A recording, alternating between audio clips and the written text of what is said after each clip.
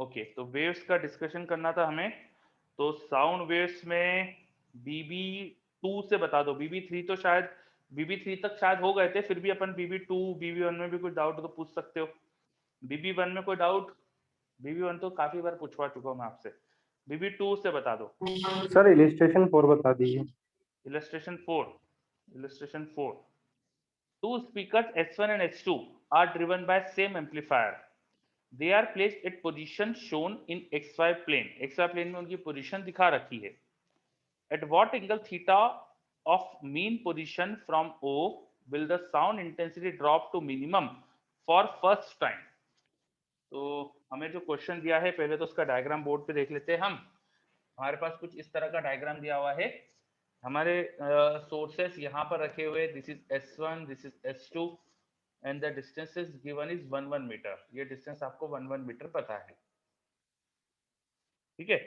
फिर आपसे पूछा है कि यहाँ पर आपको किसी पॉइंट पर देखना है और इस ये डिस्टेंस आपको कुछ x कही हुई है क्वेश्चन में, और पूछा क्या है, at what angle theta of mean position of O will the sound intensity drop to minimum from first time.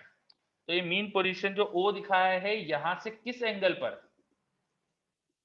पे पहली बार साउंड की इंटेंसिटी मिनिमम होगी, ये बोला है, ठीक है।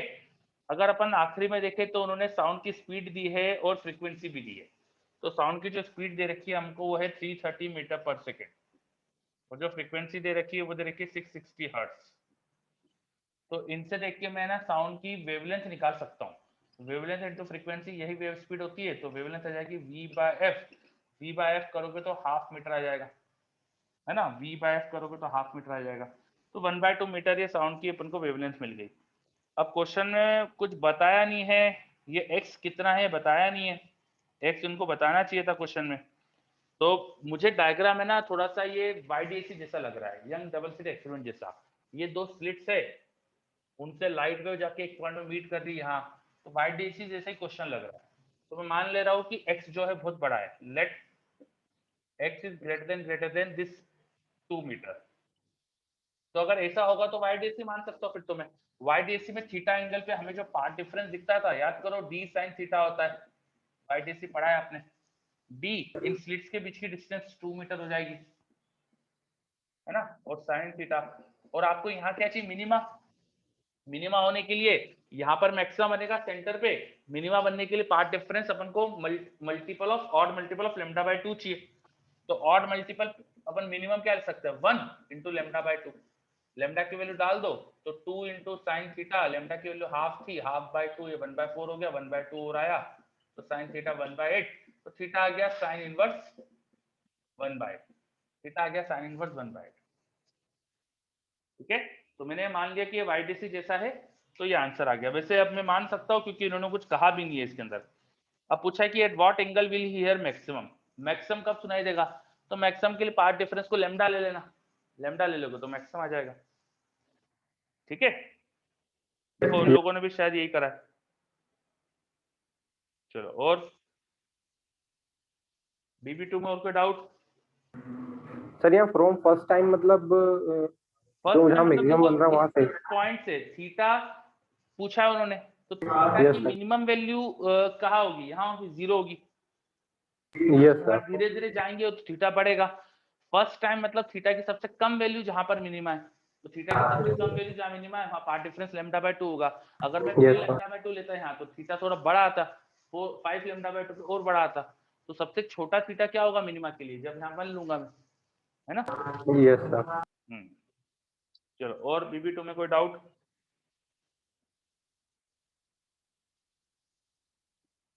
बताइए,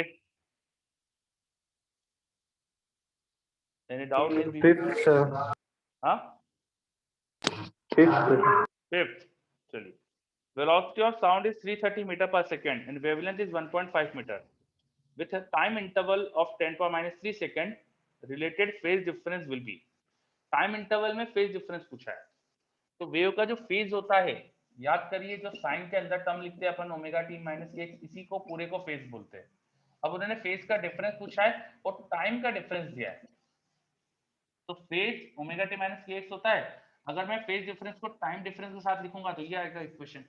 बस अब बताना है। Yes sir. ओमेगा के लिए फ्रीक्वेंसी वगैरह मिल जाएगी यार, वेवलेंथ की वेवलेंथ दी है, वेव स्पीड दी है, तो फ्रीक्वेंसी निकाल लो। यस सर, क्लियर है। चलो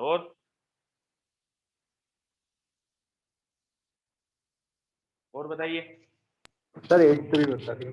8 A point source emits sound in all direction in a medium free from absorption.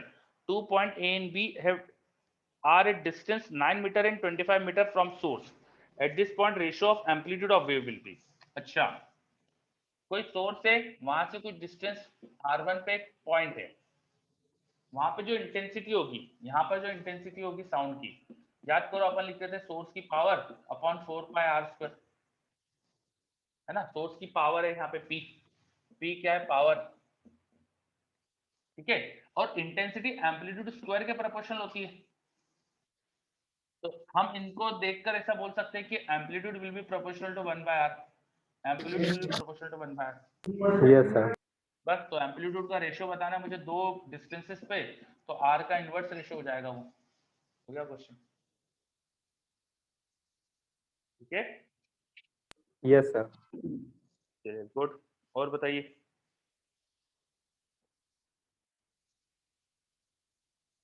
तो अगली बिगिनर बॉक्स पे आ जाते हैं अपन।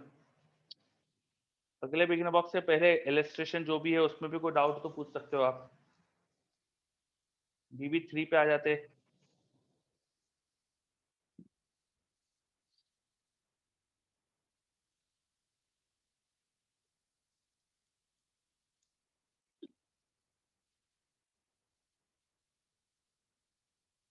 बताइए BB3 में कोई doubt?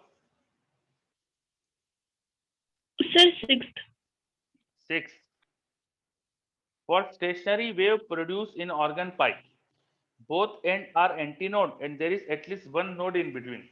Stationary wave produced in organ pipe, organ pipe में stationary wave मतलब standing wave बनाई है ना, stationary मतलब standing भी होता है। तो organ pipe कैसा है ये तो बताया नहीं है, और किस वेव की बात कर रही है ये भी नहीं बताया। बोथ एंड आर एंटीनोड, अगर मैं दोनों एंड से ओपन मान लूं पाइप को और प्रेशर वेव मानूं तो ये सही है।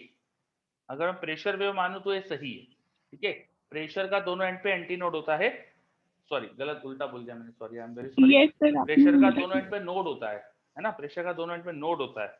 तो प्रेशर के हिसाब से पहला स्टेटमेंट गलत है, दूसरा स्टेटमेंट सही है प्रेशर के हिसाब से, ठीक है। पर यार इसमें अपन जब तक उन्होंने पूछा नहीं कौन सी वेव की बात कर रहे हैं तो बोल नहीं सकते, तो उन्हें लिखना चाहिए, है ना। यस हाँ उन्हें लिखना चाहिए। पर देखो साउंड के लिए जनरली लोग प्रेशर की बातें ज्यादा करते हैं, जितने मैंने क्वेश्चन देखे साउंड में ज्यादातर प्रेशर के होते हैं। तो ये मान लो कि प्रेशर लिखा है, ऊपर ऊपर लिख दो आप खुद ही कि प्रेशर वेव के बारे में बात कर रहे हैं, और फिर आंसर दे देना, पीछे भी देखना शायद वही आंसर मैच करेगा इसका। सर, ऑप्शन ए गिवन है। ए गिवन है? Yes sir. तो ए तो यार फिर तो इन्होंने डिस्प्लेसमेंट की बात कर ली है, तो फिर इनको लिखना चाहिए, तो गलत है। नॉर्मली लोग प्रेशर की बात करते हैं साउंड में, तो मतलब गलत है, क्वेश्चन में लिखना चाहिए उनको, ठीक है। Yes sir. हाँ चलो और sir 9 open pipe of length L vibrates together with another pipe of length L plus L. If the velocity of sound in air is v, where L is less than capital L, then the beat frequency will be। अच्छा beat frequency बतानी, दो pipe है, दोनों vibrate कर रहे हैं और दोनों की लेंथ में थोड़ा सा फर्क है, तो लेंथ में फर्क होने से उनसे जो वाइब्रेशन की फ्रीक्वेंसी आएगी उसमें फर्क आएगा। फंडामेंटल मान लेते हैं तो वाइब्रेशन की फ्रीक्वेंसी आएगी 1/2L साउंड की स्पीड।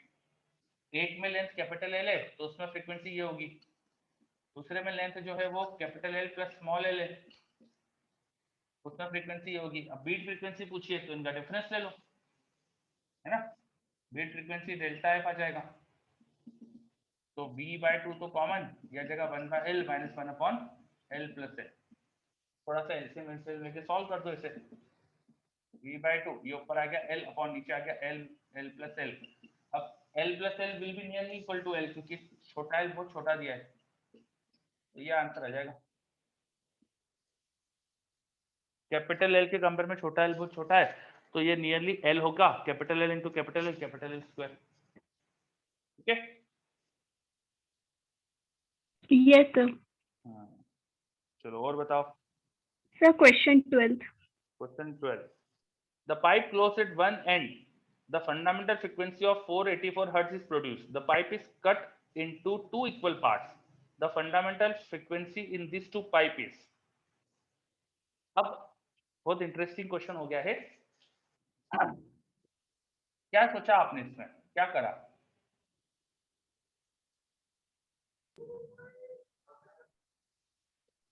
सर दो हाफ लेंथ के, एक तो ओपन पाइप हो जाएगा और एक क्लोज पाइप हो जाएगा। हाँ, वेरी गुड। एक ओपन हो जाएगा, एक क्लोज हो जाएगा, बहुत बढ़िया।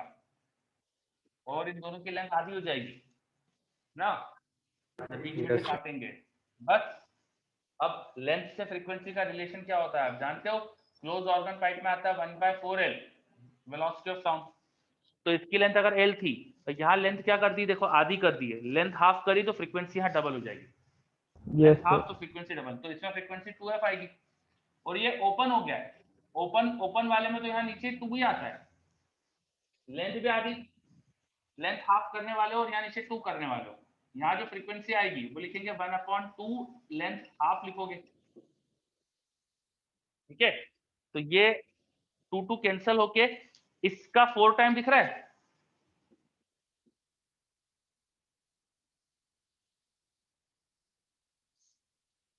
अरे यस सर। है ना, ये जो फ्रीक्वेंसी लिखी है देखो, ये उसका 4 टाइम है। बस मैंने लेंथ को आधा करा और ओपन ऑर्गन पाइप में 1/2L आता है, तो ये 4 है। तो आंसर हो गया, इसमें 4 है, इसमें 2 है। और बताओ। सर 7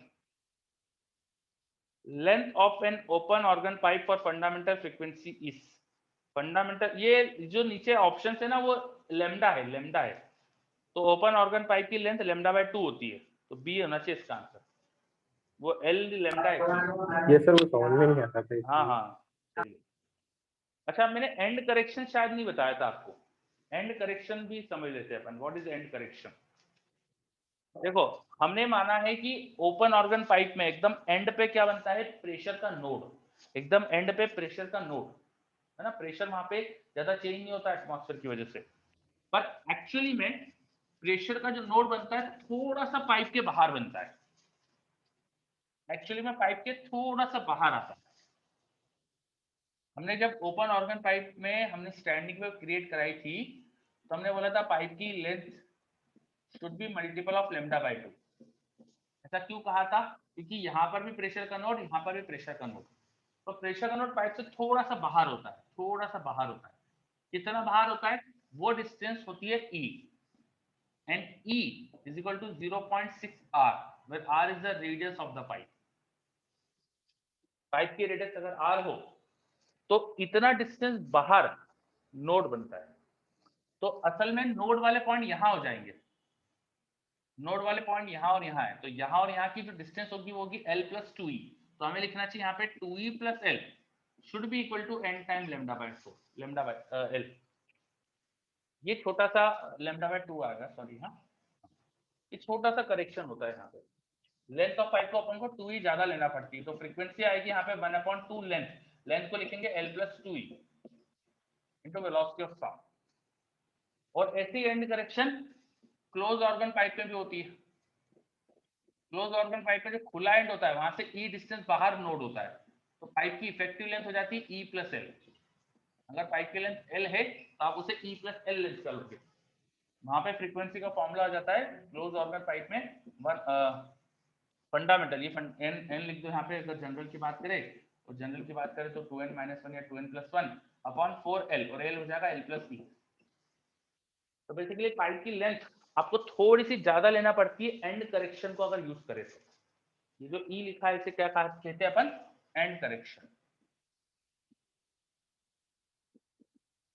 एक छोटा सा कॉन्सेप्ट था कि एक्चुअली पाइप के ठीक कोने पर, कॉर्नर पे एकदम नोड नहीं बनता है, थोड़ा सा बाहर बनता है। ओपन ऑर्गन पाइप के खुले एंड पे थोड़ा सा बाहर जाके नोड बनता है। तो इसकी वजह से हमें पाइप की लेंथ को थोड़ा ज्यादा लेना पड़ती है। ये बहुत कम डिस्टेंस आती है, और जब तक पाइप की रेडियस दी ना हो, पाइप की रेडियस दी ना हो, इसका अपन कुछ कर नहीं सकते। हम एंड करेक्शन यूज ही नहीं कर सकते क्वेश्चन में। तो पाइप की रेडियस जहां देते हैं वहां अपन को एंड करेक्शन के बारे में सोचना चाहिए, ठीक है। तो what do we mean by end correction, ये समझ में आ रहा है? यस यस चलो, सर। बहुत बढ़िया है ना। वैसे थोड़ा सा रेयर इस पे क्वेश्चन मिलते हैं, इसलिए अभी तक देखो अपने बिगनर बॉक्स में भी क्वेश्चन नहीं था। बाकी आपने थ्योरी पढ़ी हो इसके पहले की तो आपको मिला होगा। एंड करेक्शन देखो लिखा हुआ है वहां पे थ्योरी में, and correction in resonance pipe लिखा हुआ है। ठीक है, चलो BB3 हो गया। फिर इसका मान लूं मैं BB4 पे आ जाए। BB4 डॉपलर इफेक्ट, उसके पहले के सर इलस्ट्रेशन भी रिफ्लेक्शन देख ऑफ लो। साउंड, हाँ, रिफ्लेक्शन ऑफ साउंड भी था सर theory में। रिफ्लेक्शन ऑफ साउंड भी था ना, तो अपन ने पढ़ा था ना कि पाइप के ओपन एंड पे प्रेशर का नोड बनता है, तो वो क्यों बनता है, क्योंकि साउंड रिफ्लेक्ट होके आता है। ये मैंने शायद बताया था आपको, यस सर। है ना। तो वो वाला पॉइंट ही लिखा है इन्होंने, ओके है ना। मैं देख लेता हूँ और क्या क्या लिखा है।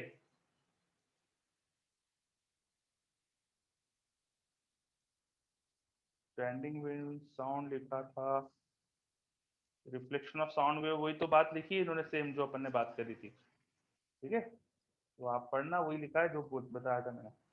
चलो Yes, sir. BB4 में कोई डाउट? लास्ट क्वेश्चन सर, अ ट्रेन लास्ट क्वेश्चन, अप्रोच। हाँ क्या समस्या है इसके अंदर, समस्या समझाओ आपकी। आंसर मैच नहीं कर रहा सर। आंसर मैच नहीं कर रहा है, क्वेश्चन समझाओ मेरे को अच्छे से।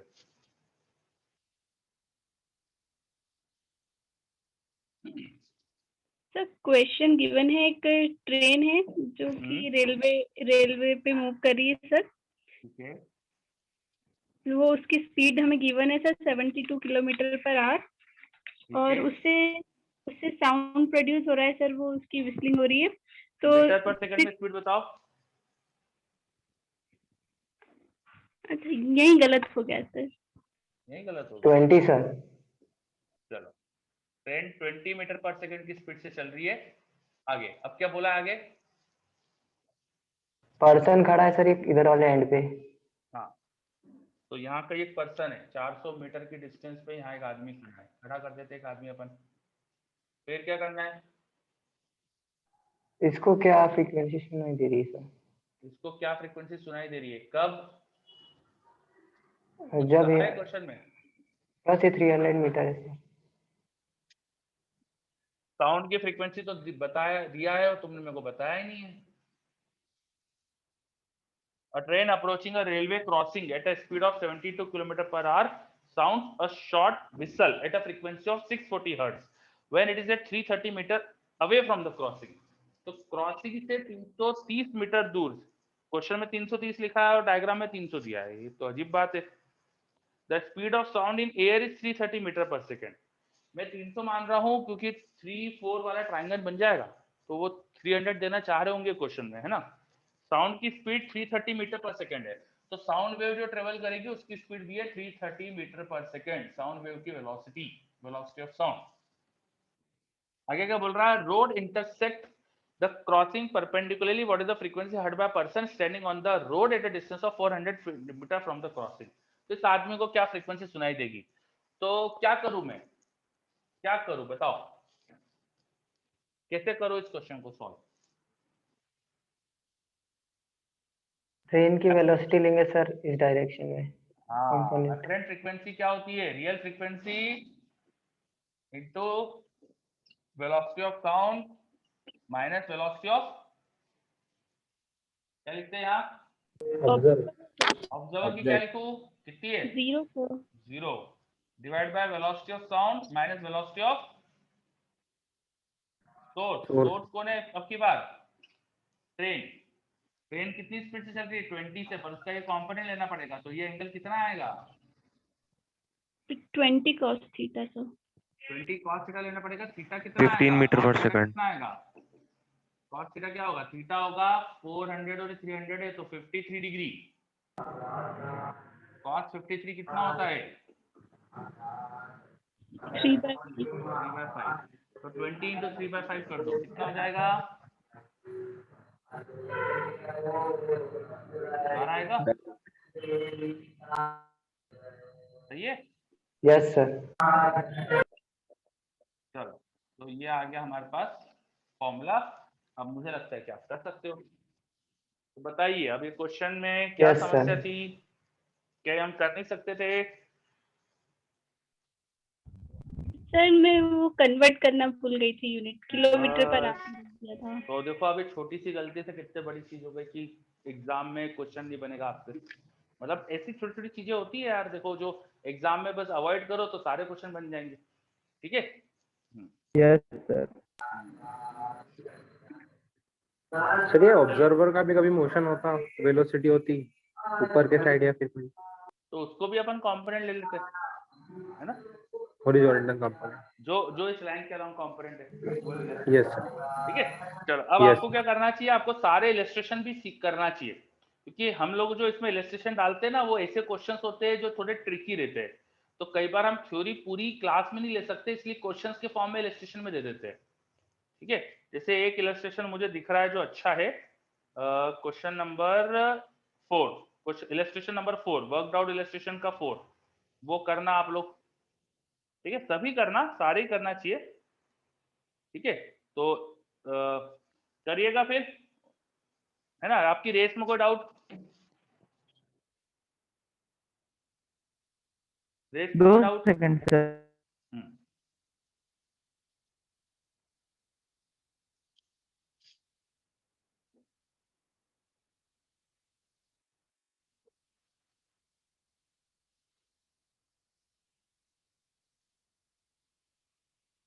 No sir. नहीं, चलो ठीक है। सर सेम ही तो क्वेश्चन है लगभग। सेम ही क्वेश्चन है उसमें, हाँ मेरे को पता है। आपके मॉड्यूल करिए अब आप वेव्स का, है ना, और वेव्स में जो भी दिक्कत है वो पूछिएगा। देखो वेव्स में ना क्वेश्चंस आसान होते हैं, वेव्स समझने में थोड़ा टफ लगता है पर क्वेश्चन करने में आसान होता है। अगर अपन सीख जाए ना एक बार कि क्वेश्चन कैसे करना है तो बहुत ईजी है। तो अब आप सारे क्वेश्चन कर सकते हो और जो दिक्कत है वो पूछिएगा। ठीक है, तो अपना वेव्स कंप्लीट।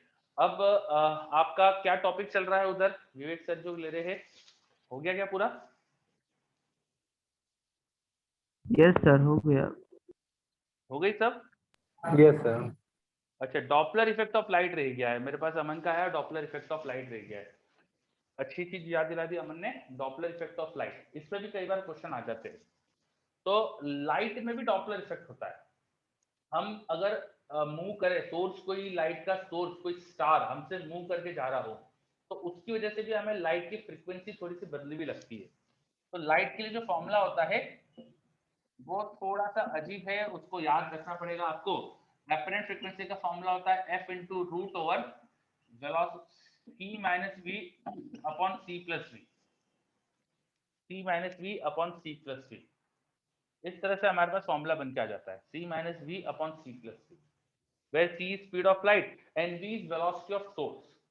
यहाँ पे ऑब्जर्वर की वेलोसिटी का कोई रोल नहीं है, ऑब्जर्वर चलेगा तो भी उसको साउंड लाइट की स्पीड सेम ही दिखती है। लाइट की स्पीड सभी ऑब्जर्वर के रिस्पेक्ट में सेम होती है, इसलिए ऑब्जर्वर की स्पीड का कोई रोल नहीं आता। ये v किसका स्पीड है, सोर्स की स्पीड, सोर्स की वेलोसिटी।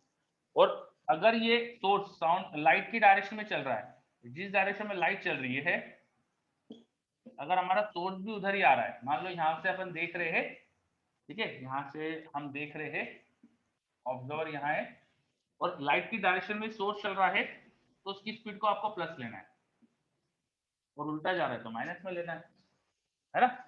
देखो अगर लाइट की डायरेक्शन में जाएगा तो स्पीड प्लस लोगे तो फ्रीक्वेंसी थोड़ी कम आ जाएगी, बिकॉज ये नंबर क्या होगा, 1 से कम होगा, तो फ्रीक्वेंसी कम आएगी मतलब वेवलेंथ बढ़ जाएगी। फ्रीक्वेंसी कम होगी तो वेवलेंथ बढ़ेगी, सही बात है यस सर। यस ना। सर। तो ऐसा होना नहीं चाहिए, जितना मुझे याद है कुछ गड़बड़ हो रही फॉर्मूले में। फिर जस्ट अ सेकंड रुको,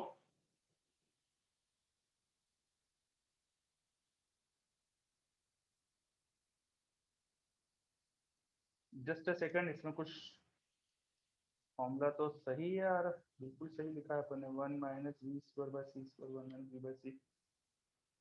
एक बार और चेक करता हूँ फॉर्मूले को।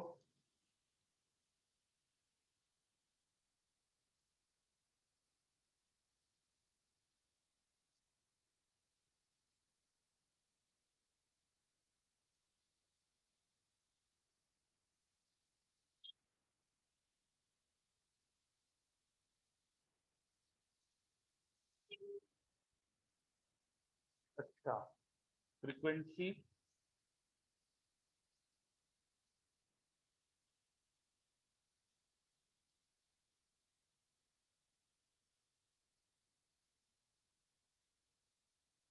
1 minus beta upon 1 plus beta ही आता है।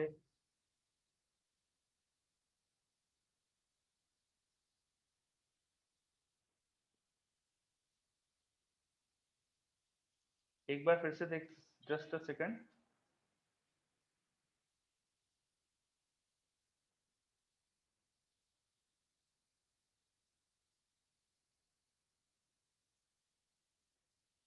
थोड़ा सा कुछ मिस्टेक हो रही है यार, फिर से समझते हैं अपन। Apparent frequency equal to real frequency into root over C minus V upon C plus V. अब अगर सोर्स हमसे पास में आ रहा है, जब सोर्स हमसे पास में आता है तो ब्लू शिफ्ट होती है ना, ब्लू शिफ्ट होती है मतलब फ्रीक्वेंसी बढ़ जाती है, फ्रीक्वेंसी बढ़ना चाहिए। तो या तो ये मेरा गलत है, यहाँ पे डायरेक्शन सर गलत है। प्लस आएगा ऊपर। डायरेक्शन या तो गलत है, या तो अगर ये लेना है तो ऊपर प्लस आना चाहिए और नीचे माइनस आना चाहिए, है ना। अब सही है,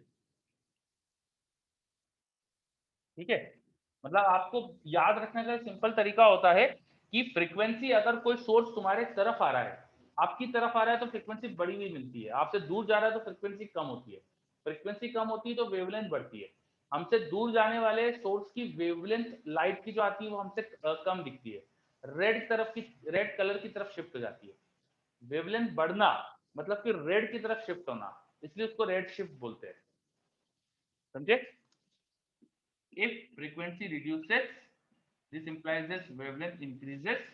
तो इसे कहा जाता है कि वेवलेंथ बढ़ रही है मतलब रेड शिफ्ट हो रहा है, और फ्रीक्वेंसी अगर बढ़ती है इसका मतलब वेवलेंथ कम होती है, तो इसे बोला जाता है ब्लू शिफ्ट। चलो, ये फॉर्मूला है। और अगर v बहुत छोटा होगा c के कंपेयर में, v अगर बहुत छोटा होगा c के कंपेयर में, तो इसे आप अप्रोक्सीमेट भी कर सकते हो, है ना। तो अप्रोक्सीमेट भी कर लीजिएगा। v अगर c के कंपेयर में छोटा है तो ये binomial approximation c minus v को c लिख देना, रूट को हाँ आगे ले लेना, तो बाइनोमियल अप्रोक्सीमेशन भी लगा सकते हो। Is this clear? Yes sir. Relativistic Doppler effect भी अपन ने देख लिया।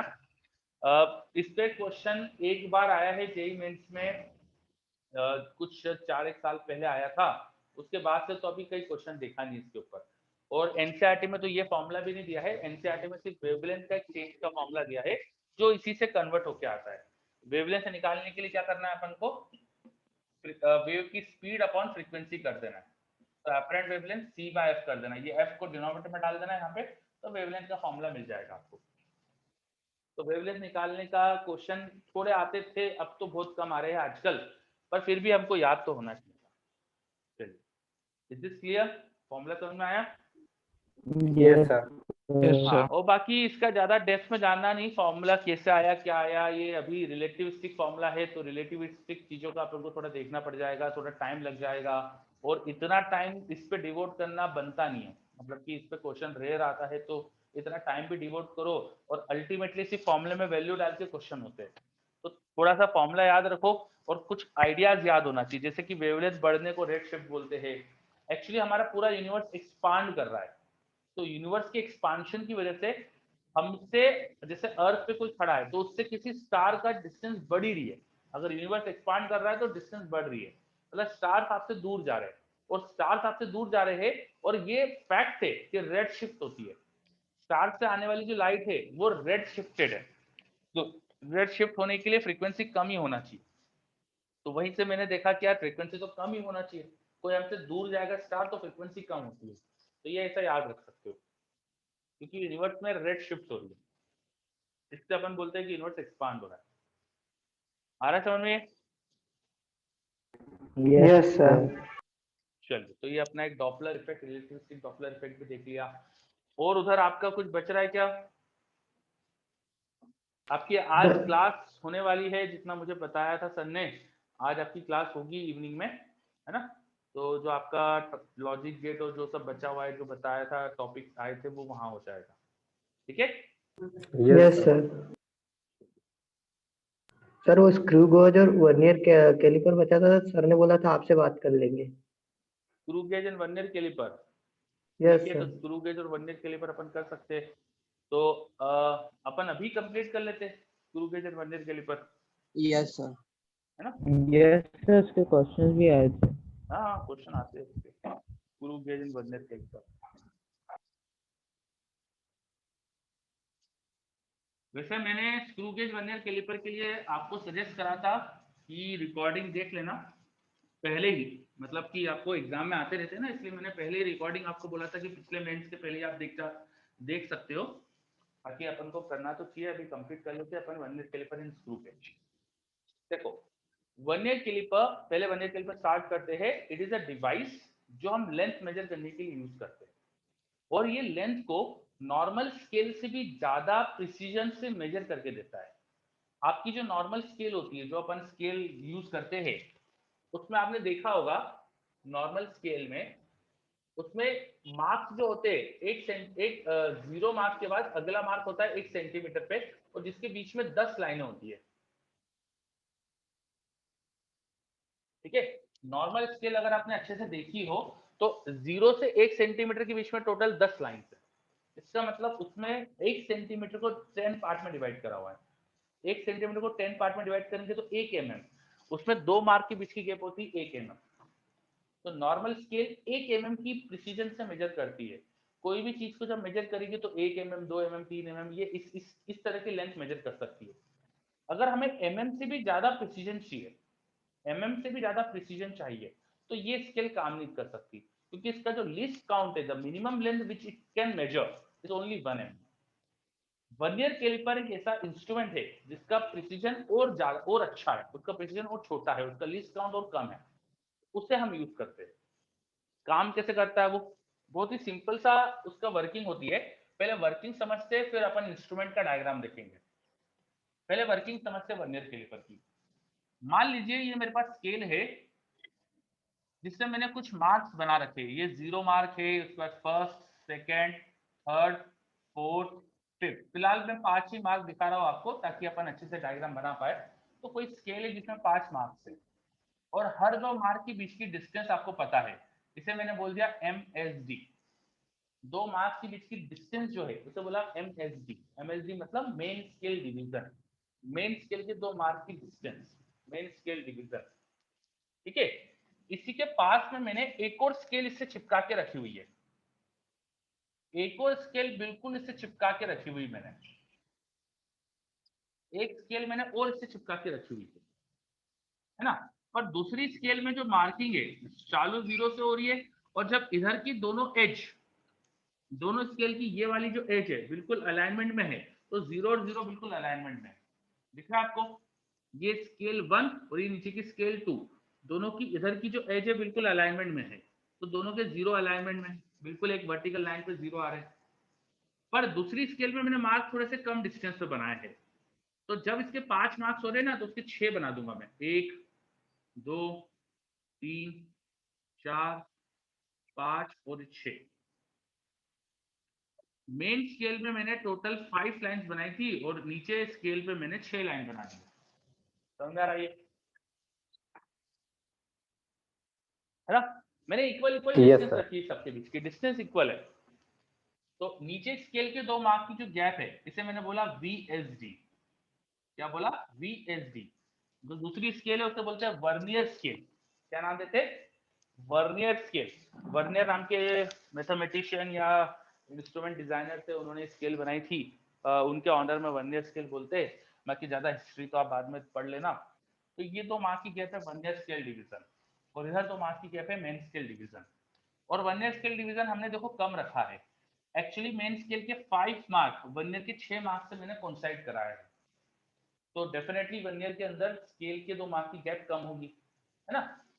अब देखो, अगर नीचे वाली स्केल को मैं शिफ्ट करूं, थोड़ा सा शिफ्ट करूं, और वर्नियर का पहला मार्क मेन स्केल के पहले मार्क से कोइंसाइड कर जाए, ये मार्क और ये मार्क इन दोनों अलाइनमेंट में आ जाए।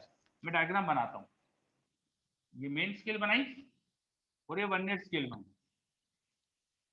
मेन स्केल का 0, वर्नियर का 0 थोड़ा सा आगे चला गया, और वर्नियर की पहली मार्क और मेन स्केल का पहला मार्क अलाइनमेंट में आ गया। आगे क्या हो रहा है वो बात की बात है, अपन को आगे का अभी सोचना नहीं है। वर्नियर का पहला मार्क और मेन स्केल का पहला मार्क अलाइनमेंट में आ गया। तो आप मुझे बता सकते हो क्या कि अभी इनके बीच की गैप क्या है? क्या मुझे ये वाली गैप आप बता सकते हो? यस सर, कितनी होगी ये? 2 0 के बीच की है।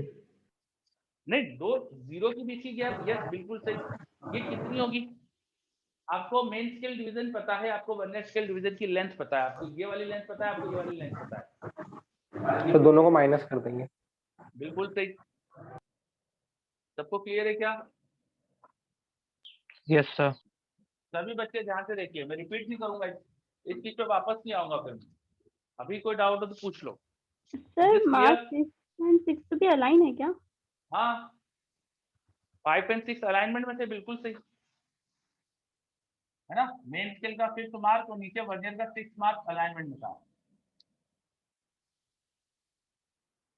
चलो, ये वाला पॉइंट क्लियर है। ये ध्यान दो मैंने क्या करा यहाँ पे, वर्नियर का पहला मार्क और मेन स्केल का पहला मार्क में गैप थी कुछ, अब मैंने वर्नियर स्केल को शिफ्ट करा, इतना शिफ्ट करा कि दोनों के फर्स्ट मार्क अलाइनमेंट में आ गए।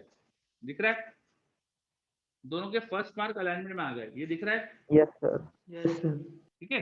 अब दोनों के अगर 1 1 मार्क अलाइनमेंट में है तो आप मुझे बता पा रहे हो कि अभी यहाँ गैप कितनी है, दोनों स्केल में गैप कितनी आ गई है, अपन ने एज जो दोनों स्केल की जो कितनी शिफ्ट हो गई है, बता पा रहे हो क्या मुझे?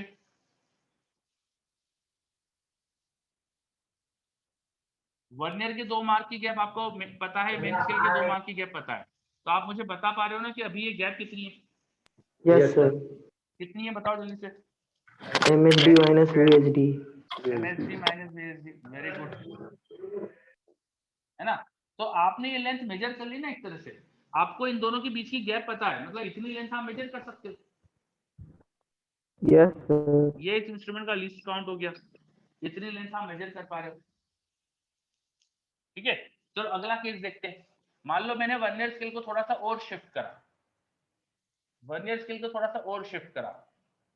अब वर्नियर स्केल थोड़ा सा और शिफ्ट करने से वर्नियर का 0 थोड़ा और आगे आ गया, वर्नियर का फर्स्ट और मेन स्केल के फर्स्ट में अलाइनमेंट नहीं हुआ, पर वर्नियर के सेकंड और मेन स्केल के सेकंड में अलाइनमेंट हो गया। वर्नियर के सेकंड मार्क और मेन स्केल के सेकंड मार्क में अलाइनमेंट हो गया। ठीक है, अभी ये सेकंड मार्क इससे काफी डिस्टेंस पे था, अब तुमने 0 को इतना शिफ्ट करा कि दोनों के सेकंड मार्क अलाइनमेंट में आ गए।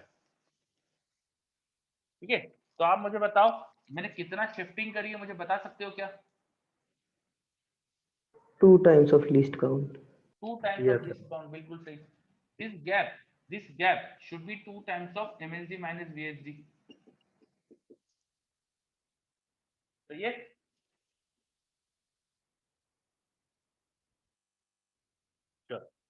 मतलब ये चीज आपको अच्छे से समझ में आ गई है ना। सर 2 टाइम्स कैसे हुआ है? 2 टाइम कैसे हुआ है? यहाँ से यहाँ तक की गैप क्या होगी?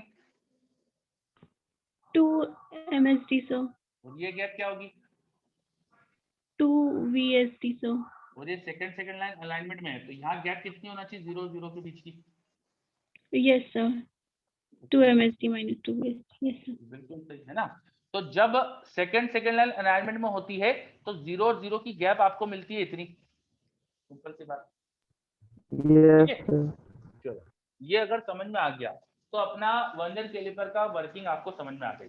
अब वर्नियर कैलिपर काम कैसे करता है देख लेते हैं। वर्नियर कैलिपर में 2 स्केल होती है, एक को कहा जाता है मेन स्केल और एक को कहा जाता है वर्नियर स्केल। डायग्राम कैसा होता है मैं बना रहा हूं, ये हमारे पास मैंने बनाई मेन स्केल, वर्नियर स्केल होती उसी कलर की, मैं दूसरे कलर से दिखाता हूँ ताकि आपको अच्छे से अलग से दिखाई दे। ये है वर्नियर स्केल।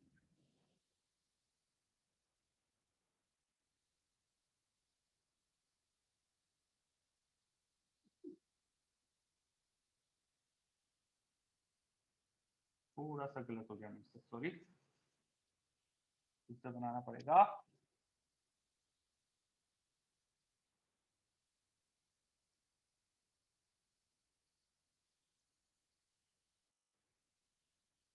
ऐसा होता है मेन स्केल।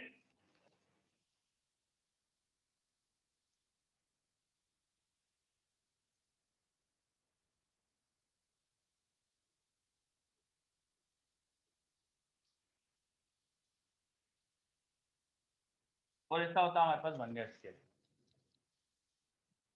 ठीक है, इस तरह से हमारे पास मेन स्केल और वर्नियर स्केल होते हैं। जो मैंने ब्लू कलर में बनाया है ऊपर, ये है वर्नियर स्केल। ये एक मेटल का पीस है जिसे हम शिफ्ट कर सकते हैं, और इस मेटल के पीस में यहाँ पर एक विंडो बनी रहती है। उस विंडो से हम नीचे स्केल पे क्या लिखा है वो देख सकते हैं। नीचे स्केल पे क्या लिखा है वो देख सकते हैं। तो असल में ये जो हमारा मेटल का पीस है जो ब्लू कलर का मैंने बनाया, अगर मैं इसे साइड में अलग से दिखाऊं बना के आपको, ये ब्लू कलर का पीस जो था वो इस तरह का हमारे पास एक स्केल है, उसमें बीच में यहाँ विंडो बनी हुई है। ये पूरा मेटल का एक पीस है, इसमें एक विंडो बनी हुई है। तो इस विंडो से जो नीचे की स्केल है उस पर क्या लिखा हुआ है देख सकते हैं अपन। उस नीचे की स्केल पे मार्किंग है, तो नीचे की स्केल की मार्किंग अपन को विंडो में से दिख सकती है। नीचे की स्केल पे मार्किंग है वो अपन को विंडो में से दिखाई दे सकती है। उस पर क्या लिखा हुआ नंबर लिखे रहते हैं 1 2 3 4, जो स्केल पे लिखा रहता है वैसे देख सकते हैं। और ये जो वर्नियर स्केल है इससे भी यहाँ पे मार्क बने रहते हैं 0 1 2 3 4 ऐसे। तो ये जो मार्क और ये मार्क्स बने ना, मेन स्केल के मार्क और वर्नियर स्केल के मार्क, वो ये अरेंजमेंट था। अगर इस विंडो को देखे तो आपको ऐसा दिखाई देता है कुछ मेन स्केल के कुछ मार्क्स दिखते हैं, वर्नियर स्केल के कुछ मार्क्स दिखते हैं। स्टैंडर्ड जो वर्नियर कैलिपर होता है, स्टैंडर्ड जो अपन लोग अधिकतर यूज करते हैं, उसमें मेन स्केल के 9 मार्क्स और वर्नियर के 10 मार्क्स अलाइनमेंट में होते हैं। स्टैंडर्ड वर्नियर कैलिपर में जो अपन नॉर्मली यूज करते हैं उनमें 9 MSD 10 VSD के बराबर होते हैं। स्टैंडर्ड वर्नियर कैलिपर में 1 MSD होता है 1 mm का। इसका मतलब वर्नियर स्केल के मार्क की गैप हो जाती है 0.9 mm।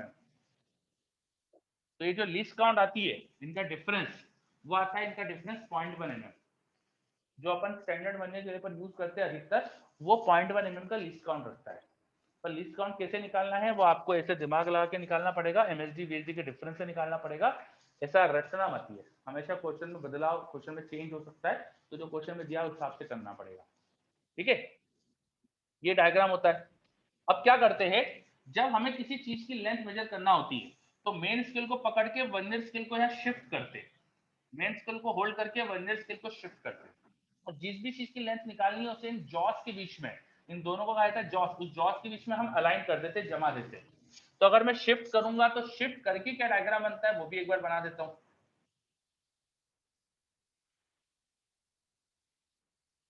ये हमारी मेन स्केल और वर्नियर स्केल शिफ्ट करके ऐसी दिखने लगती है।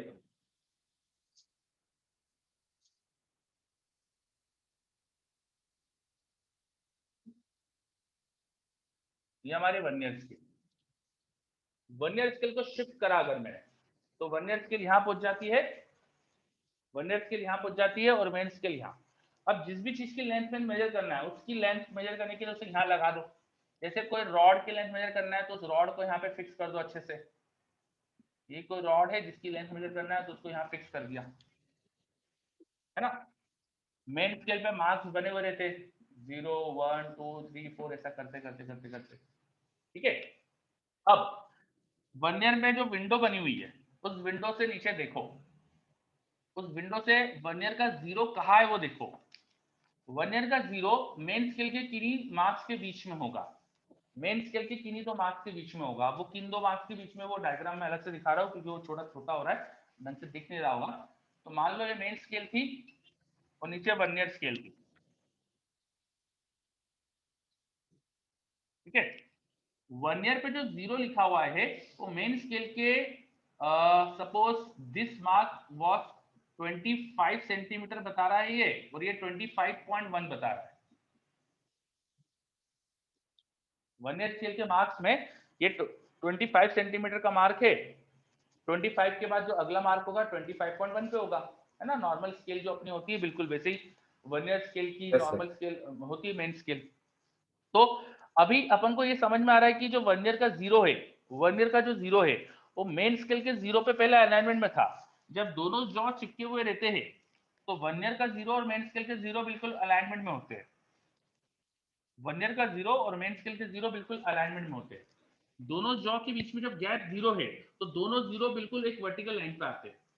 अब अगर मैं इसे शिफ्ट कर रहा हूं तो जितना वर्नियर का 0 आगे गया उतनी यहां गैप बड़ी होगी जॉस के बीच की।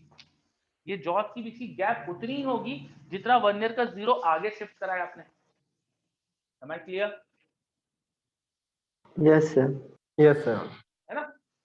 चलो अब वर्नियर का 0 मेन स्केल के एक मार्क के आगे है। वर्नियर का 0 मेन स्केल के 25 के जस्ट आगे है, तो कम से कम 25 सेंटीमीटर तो लेंथ है स्केल की, क्योंकि हमको दिख ही रहा है कि 25 सेंटीमीटर तो 0 को शिफ्ट करा ही अपन ने। ठीक है, उसके बाद क्या करें, उसके बाद अपन ये देखेंगे कि वर्नियर का कौन सा मार्क ऊपर अलाइनमेंट में आ रहा है।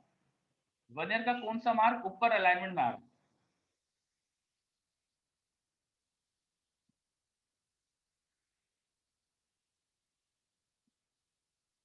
तो अभी जो डायग्राम बनाया मैंने उसके हिसाब से वर्नियर पे नीचे जो 4th नंबर की लाइन है वो ऊपर अलाइनमेंट में है। जो भी मैंने डायग्राम बनाया उस हिसाब से वर्नियर पे नीचे 4th नंबर की लाइन ऊपर अलाइनमेंट में है। इसका मतलब ये 0 इस लाइन से इतना शिफ्टेड है, ये 0 इस लाइन से इतना शिफ्टेड है कि 4th नंबर की लाइन अलाइनमेंट में आ गई। तो 0 की शिफ्टिंग कितनी हुई होगी, ये अपन ने शुरू में कॉन्सेप्ट पढ़ा था ना, जब वर्नियर की सेकंड लाइन ऊपर अलाइनमेंट में होती है तो 2 MSD माइनस VHD की गैप आती है। अब 4th लाइन ऊपर अलाइनमेंट में है तो ये गैप होना चाहिए 4 into MSD minus VHD। Yes vernier sir. में कौन सी नंबर की लाइन ऊपर अलाइनमेंट में, ये ढूंढो। वो नंबर जो है 4 इंटू MSD माइनस VHD, इतना और एक्स्ट्रा 0 शिफ्ट हुआ है यहां से, तो 25 सेंटीमीटर प्लस इतनी टोटल लेंथ हो जाएगी। लेंथ ऑफ दिस रॉड वो हो जाएगी हमारे पास 0। वर्नियर का मेन स्केल के किस नंबर से, किस मार्क से आगे वो मार्क ढूंढा, उसे कहा जाता है मेन स्केल रीडिंग। इसे कहा जाता है main scale reading. Main scale reading के बाद 4 उसको बोलते हैं vernier scale reading into MSD minus VHD को हम कहते हैं लिस्ट काउंट। तो main scale reading this 25 centimetre, जिससे वर्नियर का 0 थोड़ा सा आगे है उसको बोलते हैं main scale reading, plus vernier scale reading मतलब वर्नियर स्केल का कौन सा मार्क ऊपर अलाइनमेंट में है वो vernier scale reading into least count. इस तरह से लेंथ मिल जाती है हमको। आ रहा है समझ में? Yes sir. इस तरह से काम करता है वर्नियर कैलिपर। अब जो लिस्ट काउंट है, ये लिस्ट काउंट निकालने के लिए कई बार क्वेश्चन में ऐसा बोल देते हैं कि MSD एंड VHD से कोइंसाइड हो रहे हैं। क्वेश्चन में बोल दिया कि मेन स्केल के 10 डिवीजन वर्नियर के 11 डिवीजन से कोइंसाइड हो रहे हैं, मेन स्केल के 20 डिवीजन वर्नियर के 21 डिवीजन से कोइंसाइड हो रहे हैं, तो वो नंबर अपन को कुछ यहाँ दे सकते हैं। अलग अलग क्वेश्चन में अलग अलग कुछ डाटा दे सकते हैं, उससे MSD और VHD का रिलेशन मिल जाएगा। MSD या VHD में कोई एक चीज दे दी तो दूसरी चीज मिल जाएगी, है ना? तो इससे फिर लिस्ट काउंट निकालना आसान हो जाता है, और लिस्ट काउंट निकाल के फिर लेंथ स्पैन निकालना आसान हो जाता है। समझ में ये? Yes sir. चलो, तो ये अपन ने पढ़ा वर्नियर कैलिपर को कैसे यूज करना है। वर्नियर कैलिपर में कुछ एरर्स भी होती है, वर्नियर कैलिपर जो इंस्ट्रूमेंट बनाया है उस इंस्ट्रूमेंट के डिजाइन में अगर कुछ फ्लॉ हो तो हमारी रीडिंग में भी गलती आएगी। अगर जब दोनों जॉ अलाइन चिपके हुए होते हैं, दोनों जॉ बिल्कुल जॉइंट है, तब वर्नियर का 0 और मेन स्केल का 0 अलाइनमेंट में नहीं है तो बोलते हैं 0 एरर। जब दोनों जॉ चिपके हैं तो हमें 0 रीडिंग मिलना चाहिए, दोनों 0 अलाइनमेंट में होना चाहिए, तो 0 रीडिंग होना चाहिए। पर अलाइनमेंट में नहीं है तो हम कहते हैं कि 0 एरर।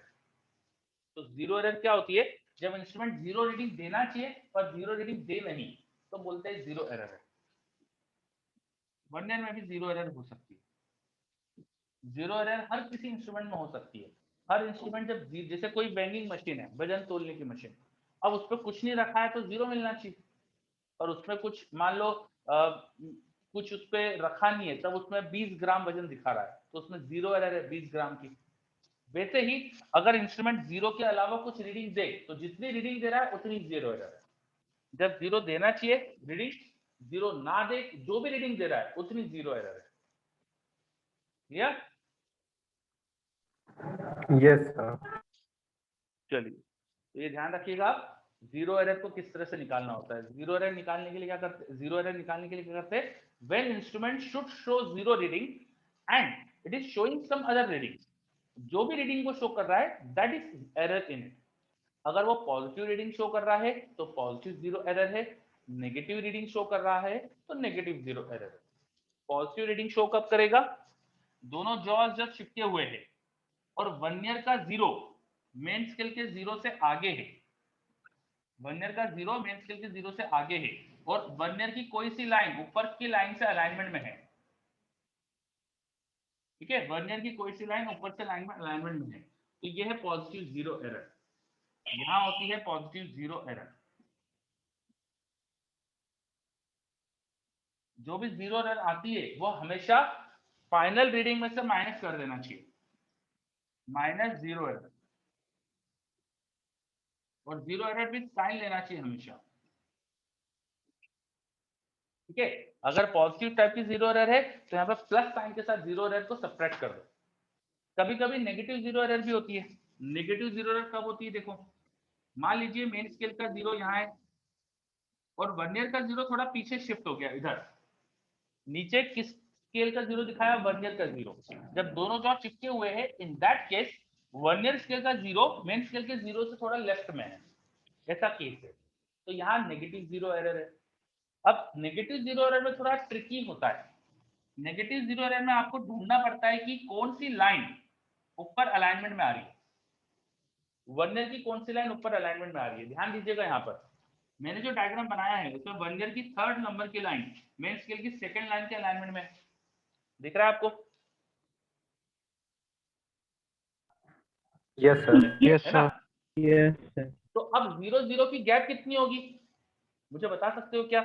इन दोनों 0 के बीच में गैप कितनी है? 3 VSD minus 2 MSD। Very good, बहुत बढ़िया। तो यहाँ जो 0 एरर है वो है 3 time VSD minus 2 time MSD। दिमाग मतलब बिल्कुल बेसिक से करना चाहिए, यहाँ पे बिल्कुल बच्चे जैसा सोचना चाहिए। इस 0 से 0 की गैप बतानी है, तो यहाँ 0 से 3rd नंबर लाइन तक की गैप जो होगी वो होगी 3 VSD, और ये 0 से 2nd लाइन की गैप जो होगी वो होगी 2 MSD। तो इस लेंथ में से इस लेंथ को सब्ट्रैक्ट करोगे तो ये लेंथ बचेगी, तो वो 0 एरर मिल गई मुझे। और वो माइनस साइन के साथ लिखना क्योंकि नेगेटिव है, तो यहाँ नेगेटिव 0 एरर है, तो यहाँ जो भी 0 एरर आएगी उसको माइनस साइन के साथ लिखना। यहाँ एक माइनस साइन लगाना चाहिए अपन को, और नेगेटिव 0 एरर को भी सब्ट्रैक्ट करना, तो माइनस इसमें भी लगाना है, यहाँ माइनस लगेगा तो 2 क्या हो जाएगा? प्लस, ठीक है। 0 एरर जो भी है वो साइन के साथ हमेशा सब्ट्रैक्ट करो। 0 एरर को साइन के साथ लिखो यहाँ पे और हमेशा सब्ट्रैक्ट करो। अगर पॉजिटिव 0 होगी तो ऑटोमेटिक सब्ट्रैक्ट हो जाएगी, नेगेटिव 0 एरर होगी तो ऑटोमेटिक ऐड हो जाएगी। चलो 0 एरर के यस टाइप समझ में सर। आए? 2 टाइप की होती है, समझ यस में आया? सर। चलो, यस सर। पॉजिटिव 0 और नेगेटिव 0 एरर 2 तरह की होती है, दोनों को निकालने का तरीका होता है कि हम यहाँ पे सब्ट्रैक्शन कर दे, ठीक है। बस ये अपन को बेसिक चीज ध्यान रखना है। चलिए, तो अपन ने पढ़ा वर्नियर कैलिपर। वर्नियर कैलिपर में इसी टाइप की थ्योरी है इसकी। अब इस पर क्वेश्चंस करो, डाउट पूछो, है ना। तो आज अपन थ्योरी ही देखते हैं, नेक्स्ट क्लास में इसके आप क्वेश्चंस करके डाउट पूछ लेंगे। चलिए, अब क्योंकि स्क्रू गेज भी पढ़ना था तो जल्दी से वो भी कवर कर लेते हैं अपन।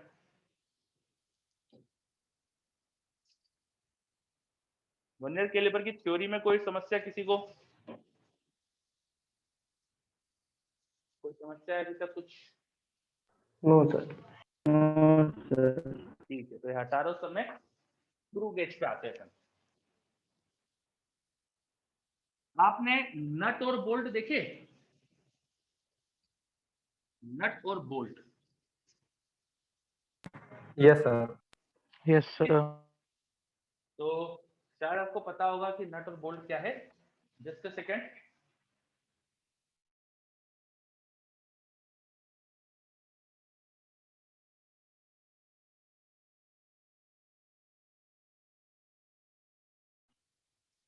चलिए, ध्यान दीजिएगा। तो स्क्रू गेज समझने के लिए बस नट और बोल्ट पता होना चाहिए आपको क्या होता है। नट नॉर्मली इस तरह से दिखता है और बोल्ट इसके अंदर हम इंसर्ट करते हैं। बोल्ट में होते हैं थ्रेड,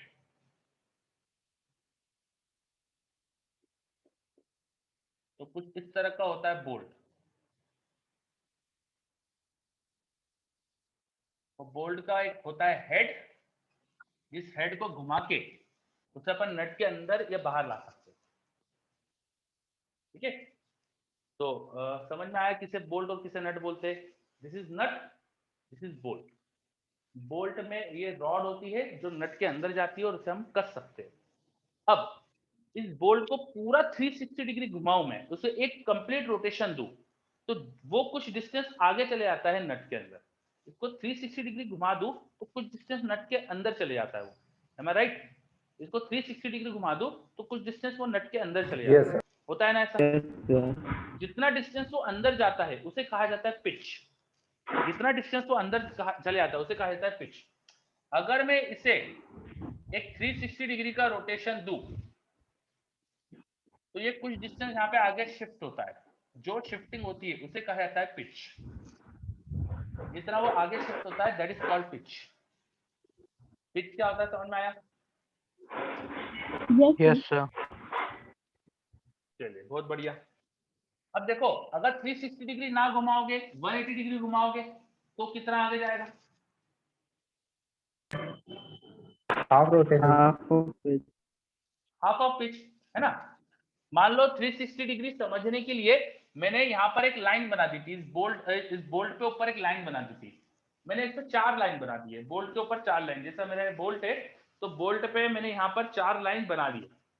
मैंने इसे इतना घुमाया कि एक लाइन जो ऊपर थी वो घूम के यहाँ आ जाए और उसकी जगह पर ये वाली लाइन आ जाए। इसको इतना घुमाया कि एक लाइन जहां थी वो घूम के इधर आ जाए और दूसरी लाइन उसकी जगह पर आ जाए। तो कितना घुमाया होगा इसे मैंने?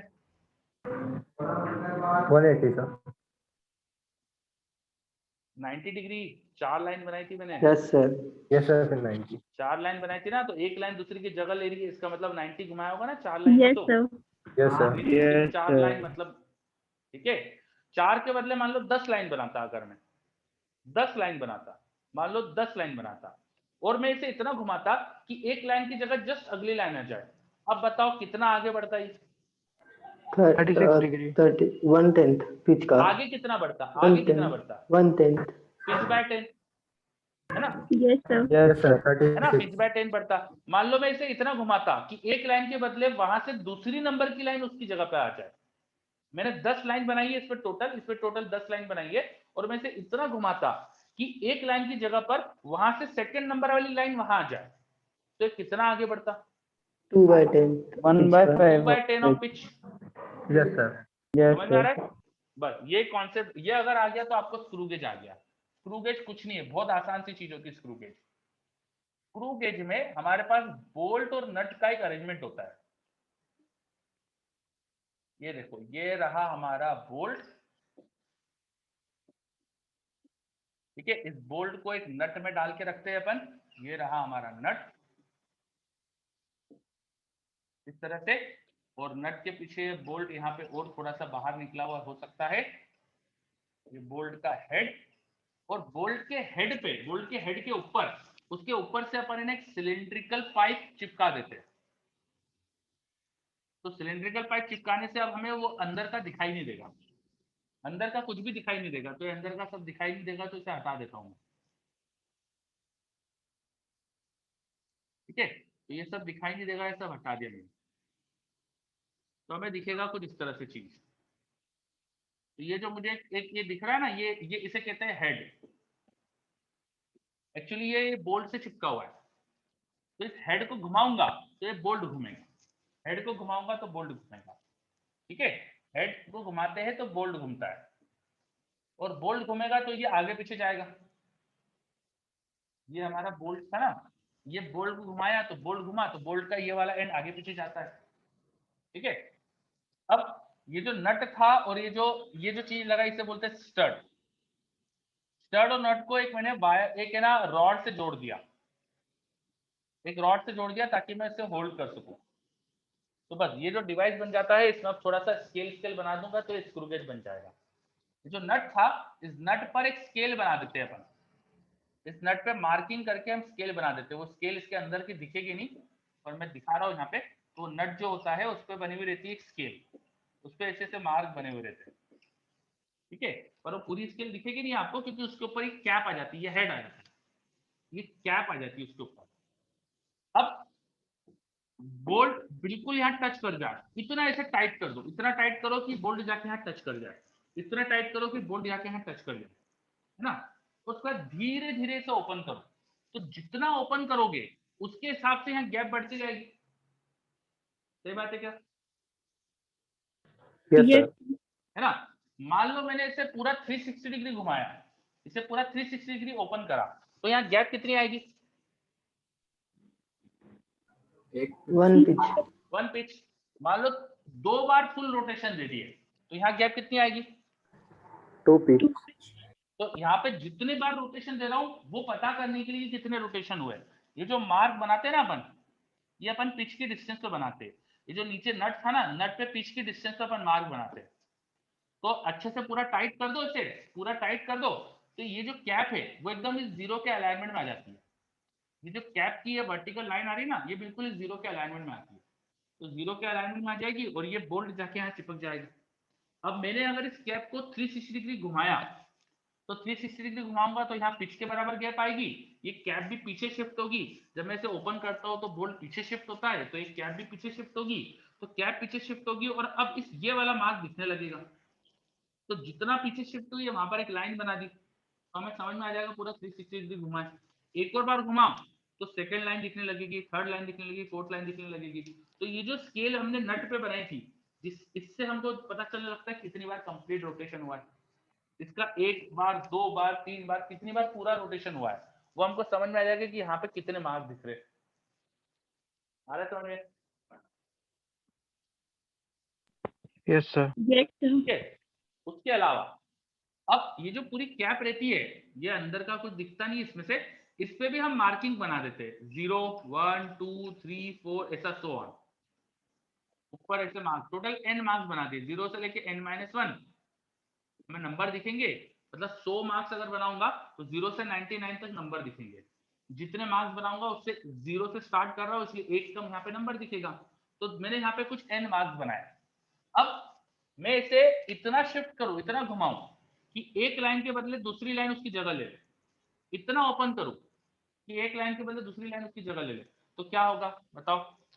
99 और ये उल्टा चलेगा यार, 1 ऊपर आएगा, 2 ऊपर, 3 ऊपर, ऐसा होता है। इसको ओपन कर दे, है ना।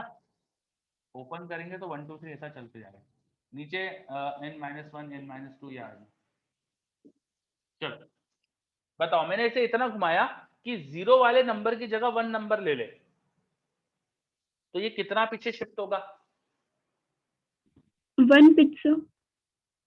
0 के बदले पहला नंबर आ रहा है, टोटल n लाइन बनाई थी ना अपन ने यहाँ पे, तो pitch by n. Pitch by n, है ना, इतना शिफ्ट होगा भाई। टोटल n लाइन बनाई थी ना हमने यहाँ पे, Yes, sir. कैप पे टोटल n लाइन थी।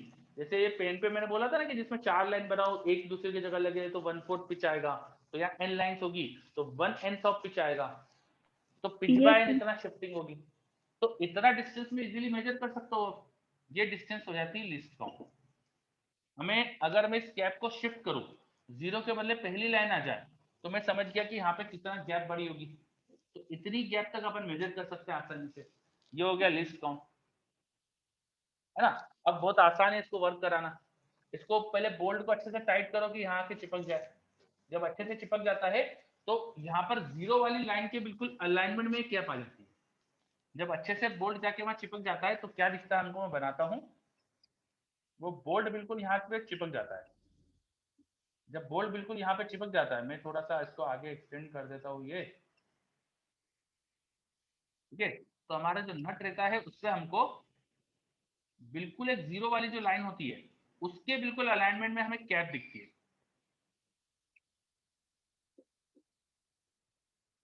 जो हमारी कैप होती है वो बिल्कुल इसके अलाइनमेंट में आती है ना। कैप से बिल्कुल 0 दिख रहा होता है और कैप पे भी मार्किंग है। कैप का 0 वाला जो मार्क होता है वो इसके अलाइनमेंट में आता है, तो कैप पे इस तरह से मार्किंग रहती है ये, ठीक है। ऊपर 1 2 3 एंड सो ऑन चल रहा है ना। अब मैं अगर इस कैप को ओपन करूं, इसको घुमाऊं, तो यहाँ गैप बढ़ेगी, यहाँ गैप बढ़ेगी तो कैप पीछे जाएगी। कैप पीछे जाएगी, साथ ही साथ 1 2 3 ये मार्क इस 0 वाली लाइन के अलाइनमेंट में आएंगे। जितना यहाँ गैप होगी जैसे ये डायग्राम बना लेते हैं, पर इसी में थोड़ा सा अच्छे से सही कर देता हूँ, इसी में डिस्टेंस आपको दिखे प्रॉपरली, इस हिसाब से इसको कर देता हूँ। 0 के बाद मान लो फर्स्ट सेकेंड, ये 2 लाइन दिख रही है और फिर कैप यहाँ आ गई।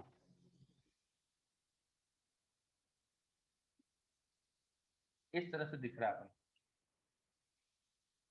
ठीक है। और कैप पे जो मार्क है मान लीजिए 46 लाइन यहाँ दिख रही है, और बाकी इस तरह से नीचे 45, 44, 47, 48 इस तरह से दिख रहा है। तो कैप की 46 लाइन, कैप की 46 लाइन ये नट पे जो स्केल थी जिसे हम मेन स्केल बोलते हैं उसके अलाइनमेंट में, कैप की 46 लाइन मेन स्केल के अलाइनमेंट में है। दिख रहा है आपको? कैप की 46 लाइन मेन स्केल के अलाइनमेंट में है। साथ ही साथ मेन स्केल पे 0 के बाद 2 मार्क विजिबल है। इस मेन स्केल पे, इस लीनियर स्केल, इसको लीनियर स्केल या मेन स्केल बोलते हैं, उस पर 0 के बाद 2 मार्क विजिबल है। तो 2 मार्क विजिबल मतलब कम से कम 2 बार तो आपने पूरा घुमा दिया है ना। और 2 बार घुमाने के बाद 46 लाइन दिख रही है, मतलब दिस नंबर इंटू 46, इतना गैप और बढ़ गई होगी। तो यहाँ जो भी चीज आपने इंसर्ट करी है उसकी आपको गैप, मतलब जैसे किसी स्टील बॉल का डायमीटर निकालना है, वो जो डायमीटर होगा that should be equal to 2 times of pitch, 2 times of main scale reading. ये जो भी यहाँ पे मेन स्केल पे आ रहा है उसको मेन स्केल रीडिंग बोल देते हैं, प्लस ये जो रीडिंग आ रही है इसे बोलते हैं circular scale reading into pitch by N. Pitch by N को बोलते हैं लीस्ट काउंट। इस तरह से हमें डायमीटर मिल जाएगा। मेन स्केल पे क्या रीडिंग आ रही है प्लस सर्कुलर स्केल पे क्या लिखा हुआ है इनटू लीस्ट काउंट, इतना आपको डायमीटर मिल जाएगा। आ रहा है समझ में ये? Yes sir. Yes sir. चलो, तो सर्कुल कैसे स्क्रू गेज काम करता है वो देखा अपन ने। स्क्रू गेज से किसी भी ऑब्जेक्ट का अपन को डायमीटर जैसा कुछ निकालना है, जैसे स्टील बॉल का डायमीटर निकालना है, तो उसे यहाँ फंसाओ, इसको अच्छे से टाइट करो, फिर देखो ये जो नट पे जो स्केल बनी होती है जिसे लीनियर स्केल बोलते हैं, लीनियर स्केल या मेन स्केल बोलते हैं, मेन स्केल की रीडिंग क्या आ रही है उसे बोला मेन स्केल रीडिंग। उसके बाद इस कैप का कौन सा डिवीजन, कौन सी लाइन इस मेन स्केल के अलाइनमेंट में वो देखो, वो नंबर क्या है वो देखो, उस नंबर को बोलते हैं सर्कुलर स्केल रीडिंग। और वो number into least count, least count is pitch by N. Least count मतलब होता है कि कैप को मैं एक लाइन का रोटेशन दूं, 46 से 45 जैसे लाइन आ जाए यहाँ पे, एक लाइन का रोटेशन दूं तो कितना आगे पीछे शिफ्ट होता है। एक लाइन के रोटेशन में शिफ्टिंग जो होगी वो पिच बाय एन होती है if there are N lines on the circular scale. ये जो सर्कुलर स्केल है इस पे एन लाइन हो तो एक लाइन के रोटेशन में यहाँ पिच बाय एन बराबर शिफ्टिंग होती है। बस ये कॉन्सेप्ट अगर पता हो तो अपन किसी भी ऑब्जेक्ट का डायमीटर वगैरह निकाल सकते हैं। तो कैसे काम करता है स्क्रू गेज, यस सर। सभी को clear? Sir yes sir. Pitch की वैल्यू हमें क्वेश्चन में गिवन होगी ना? हाँ, पिच की वैल्यू क्वेश्चन में दी जाएगी, अदरवाइज क्वेश्चन नहीं कर पाएंगे अपन। पिच हमें पता ही होना चाहिए, या हमें पिच कुछ तरीके से पता चल जाए ऐसा कुछ दिया जाएगा क्वेश्चन में, है ना कहीं हमको पिच की इंफॉर्मेशन दे देंगे वो। चलिए, और फिर यहाँ पर भी जीरो एरर होती है, जो जीरो एरर अपन ने वर्नियर कैलिपर में पढ़ी यहाँ पर भी होती है। जब इस स्टड पे बोल्ट जाके चिपकता है तो ये डायग्राम दिखना चाहिए कि लीनियर स्केल का 0 जस्ट दिख रहा हो और कैप का 0 इसके अलाइनमेंट में हो, ऐसा होना चाहिए। अगर ऐसा नहीं है तो जीरो एरर है। अगर आपने ज्यादा टाइट कर दिया था तो नेगेटिव जीरो एरर है, मतलब कि नीचे का 99 या कोई नंबर इस जीरो के अलाइनमेंट में आ जाए तो नेगेटिव जीरो एरर है। नेगेटिव जीरो एरर में क्या होता है, ये हमारा मेन स्केल है, आपने ज्यादा टाइट कर दिया तो मेन स्केल का 0 दिखेगा नहीं, और कैप का कोई हायर नंबर 0 ऊपर होगा, 99, 98 ऐसा कुछ नंबर इसके अलाइनमेंट में आएगा। कैप का कोई हायर नंबर मेन स्केल के अलाइनमेंट में आता है तो नेगेटिव जीरो एरर। और पॉजिटिव के केस में क्या रहेगा, 1, 2, 3 कुछ अलाइनमेंट में आएंगे। तो कौन सा नंबर अलाइनमेंट में वो ढूंढ लो, वो 0 से कितनी गैप पर है, जैसे 98 0 से 2 की गैप पे होगा तो 2 इंटू लिस्ट काउंट, इतना जीरो एरर है। यहाँ जो भी नंबर अलाइनमेंट में है वो 0 से कितनी गैप पर है, 98 और 0 के बीच में 2 लाइन की गैप है, तो 2 इंटू लिस्ट काउंट, इतना यहाँ पे जीरो एरर है। समझ में आ रहा है? जीरो एरर कैसे निकालना है? जीरो एरर निकालने के लिए भाई जीरो, कैप के 0 से कौन सा मार्क मेन स्केल के अलाइनमेंट में वो देखो। मान लो 98 वाला मार्क अलाइनमेंट में है तो 98 और 0 के बीच में 2 लाइन की गैप है, तो 2 इंटू लीस्ट काउंट, इतना 0 एरर है। और 98 वाला है मतलब हायर नंबर है तो नेगेटिव 0 एरर है, क्योंकि आपने ज्यादा टाइट कर दिया। जब ज्यादा टाइट करोगे तो हायर नंबर उधर अलाइनमेंट में आएंगे। ठीक है, तो जो नंबर अलाइनमेंट में वो देख के अपन बता सकते हैं कि किस टाइप की 0 एरर है, और 0 एरर हमेशा सब्ट्रैक्ट ही करना होता है अपन को, वो अपन ने कॉन्सेप्ट पढ़ाई था। चलिए, is it clear? With sign लेंगे ना सर यहाँ हाँ, पे? साइन के साथ, बिल्कुल सही, आपने सही बोला, आपने साइन के साथ ही लेना है। 0 एरर हमेशा विद साइन लेके उसे बस सब्ट्रैक्ट कर दीजिए। आ रहा है समझ में ये? Yes sir. चलो, तो मैंने थोड़ा थ्योरी कवर करा है। अब अपनी नेक्स्ट क्लास होगी, शेड्यूल बन के आ गया है पर उसमें क्लास नहीं आई है, मैंने बोला है कि क्लास और दीजिए, तो क्लास मिलेगी अपन को। आपके जेई मेंस के बाद आपकी क्लासेस और होने वाली है, तो जेई मेंस के लिए सबसे पहले तो सबको बहुत बेस्ट ऑफ लक, अच्छा करके आइएगा। और जेई मेंस के बाद फिर से अपनी क्लासेस होगी, तो आप उसमें अपन इसके क्वेश्चंस करके आइएगा, डाउट पूछ लीजिएगा। या अपना आज शाम को भी डाउट से क्लास है, तो मैं कोशिश करता हूँ कि मैं अगर मेरी पलासिया ऑफलाइन क्लास है वहां से अगर जल्दी आ गया तो अपन शाम को डाउट इसके आप रेडी रखिएगा, शाम को डाउट क्लास लगा लेंगे। ठीक है? Yes sir. एक्स्ट्रा लेक्चर है आज? क्या बोल रहे हैं आप? अच्छा, आपका एक्स्ट्रा लेक्चर है।